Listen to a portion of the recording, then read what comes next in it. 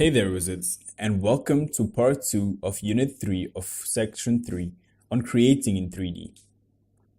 Let's talk about creating textures. Certain textures are best applied when the clay is in the soft plastic state. For example, you can pinch or flute the edges of a piece. You could also pinch small parts outwards over a large area to create a scaly appearance. Impressed designs can be made by pressing textures of objects into the clay. Objects such as pencil erasers, forks, shells, bottle caps, fabrics can be used to create interesting textures and patterns. The texture should be applied when the clay is soft enough to take an imprint, yet not soft as to stick to the texturing device. Other interesting textures can be created by carving into leather-hard clay. It is important that the clay has dried partially and is no longer pliable. This way, you can make deep cuts, even holes in the surface that won't affect the stability of the piece. You can use a paperclip loop to scoop out clay and make unique textures. Firing. The clay must dry for several days before firing in the kiln. If it is too moist, it will explode. The kiln heats the clay pieces to a temperature of about 1870 degrees Fahrenheit for about 3.5 hours. This makes the clay durable and fuses small appendages to the main construction more permanently. Because the molecules of clay will become more compacted, your final project will be 90% of the size it was before when it went in. You will now be able to touch small pieces and use handles without worrying of damage. Glazing.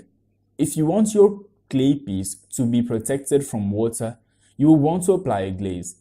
This is a mixture that contains small pieces of glass that when heated, the glass crystals are melted and fused together, forming a glassy coating. Any depressions in the clay from the textures you created will have a deeper color because the molten glass will settle in these areas. You will paint 2 to 3 coats of it in your piece and then you will be fired again. The color of the glaze is rarely the color it will be once it is fired. Make sure not to paint any glaze on the bottom of your piece or you risk having it stick to the kiln shelf.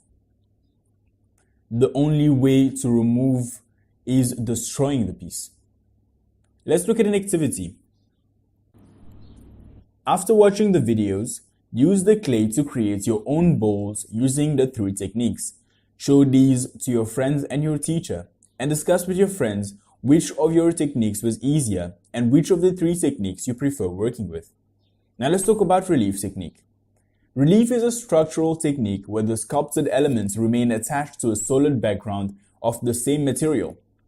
A relief is a sculpture artwork where a carved form is raised on a plane. To create the depth, clay can either be dug out around or added to give depth. Can you try to do a basic relief clay model? Select a small flat plane. On a tracing paper, draw a picture of a simple flower. Trace the picture of the flower onto the clay base. To create the depth, we are going to add pieces of clay to cut size to create the flower on the flat plane. On your screen, we show the basics on the relief model when working with clay. Finally, an activity. How is this different from the techniques you learned in the previous lesson? Which do you prefer to work with? And compare the 2 techniques in terms of detail.